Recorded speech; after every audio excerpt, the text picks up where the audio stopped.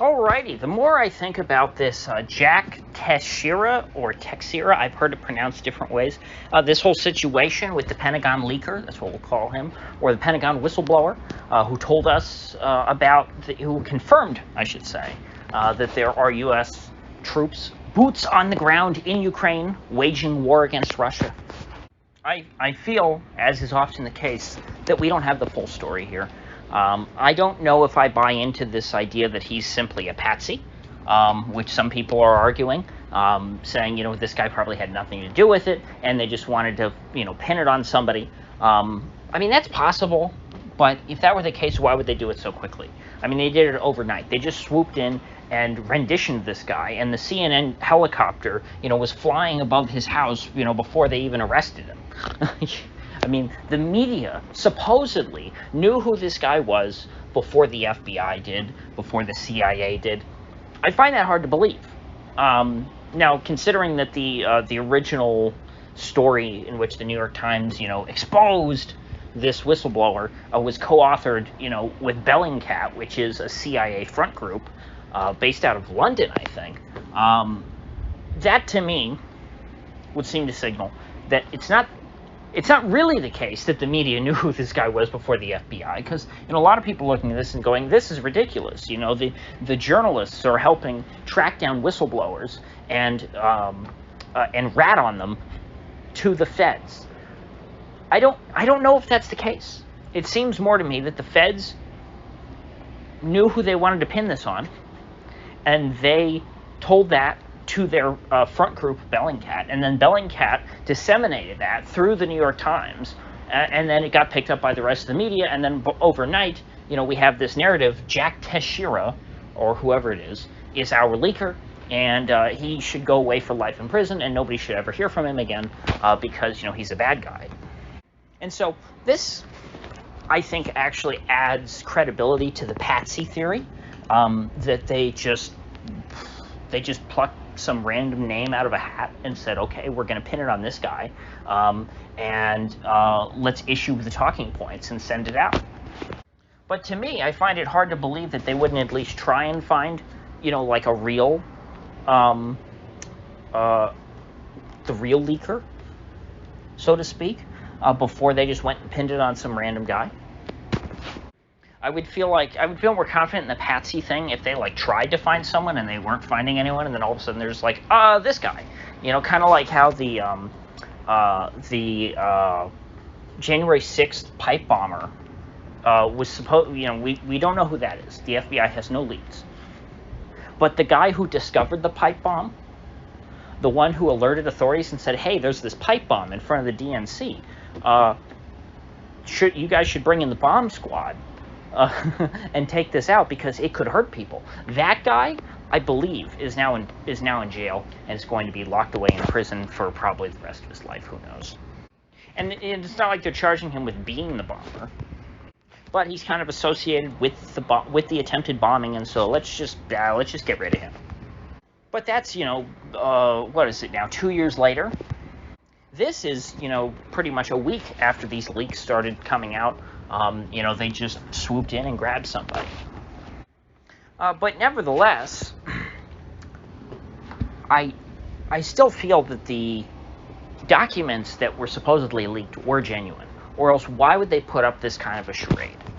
If these documents were a psyop, I don't really see the benefit of the psyop.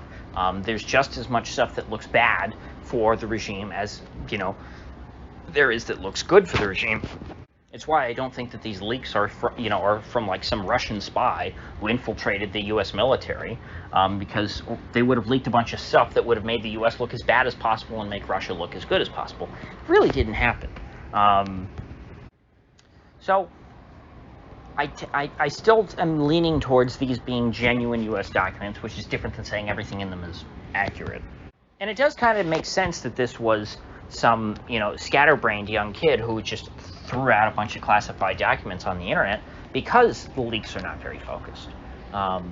This doesn't feel very purposeful in the way that it was done. It's not like he tried to get these out through some kind of, bigger outlet. It's not like he went to Glenn Greenwald and said, "Hey, Glenn, can you publish these documents? I remember, you published all those the Snowden leaks, and so I want you to, take and disseminate what I've got too." No, he supposedly posted them in Discord, and it was a Discord group that only had like 20-something members. Now, a lot of people are trying to take dispute with the official narrative based on the fact that this was just some low-level 21-year-old Air National Guardsman. It was the National Guard, not even the full-on Air Force. And saying how he never would have been able to access stuff like this. That I don't know about. I've heard people say, okay, it's totally reasonable that he could have gotten to these, and other people saying, that's impossible, he couldn't have. Snowden was just a contractor. He wasn't even in the military. He was like an IT guy who was hired, who worked for a company that was hired by the military. So he was able to get, obviously, lots of very interesting and incriminating evidence that he was able to disseminate through Glenn Greenwald. So it doesn't seem out of the question to me that this young man could have accessed classified and top secret information as well, though I don't know. So I'm going to leave that a blank. What I do know is that there is some stuff in here that really did embarrass the regime. The stuff about South Korea. The stuff about Mossad and Netanyahu was interesting, and it, again, did not seem like didn't really seem to have an agenda one way or the other, because that's about Israel. It's not about the U.S. It's not about Ukraine. It was about Mossad wanted Netanyahu out of here, and so they tried to launch a color revolution against him. The fact that something interesting, plausible, yet extraneous like that is present in these leaks adds to their credibility as far as I'm concerned. And it also, adds to the idea that this really is an independent person acting on their own and not someone with a strict agenda like, let's say, a foreign intelligence asset. So, the big takeaways from these leaks, and I think this will be the last that I have to say on it until we hear more about what this kid's fate's going to be, but as far as on the leaks themselves, the big takeaways that matter, I think, to us in the United States is, one, we know for a fact U.S. boots are on the ground, so to speak, in Ukraine. Americans are fighting in a war against Russia that nobody voted for, not even Congress, which, if you put it to a vote, Congress probably would vote for war with Russia at this point. But they didn't even do that, because they don't want to be held accountable by the voters, who, of course, don't want thermonuclear war, they don't want World War III, they don't want the apocalypse. Nobody wants that, except for the psychopaths in Washington. So anyway, that's point number one. Point number two is something that I saw from the very beginning, but I don't remember because I've been so scatterbrained on these leaks, because they go in so many different directions. I don't know if I've emphasized it on this channel, but there was one of these leaks showed that there have been, I think the number was 71,000 Ukrainians killed in action in the war so far, and only 10,000 Russians.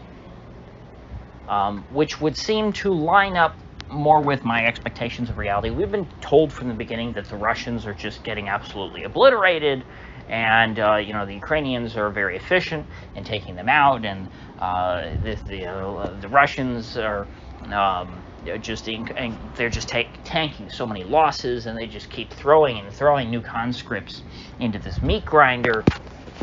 When, to me, it always seemed like the opposite was probably closer to the truth. Well, now we have confirmation on that, because even the U.S. intelligence folks, this is, the official line within the American government, is that about 7 times as many Ukrainians have died in this war as Russians. And I believe these are combat deaths. I don't think that these are,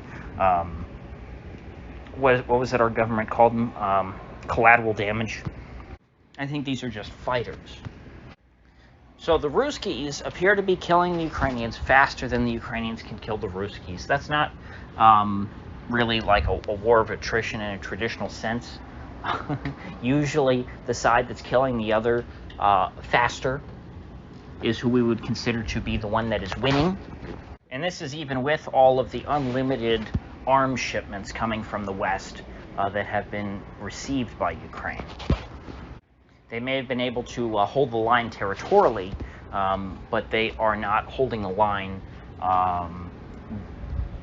without great cost.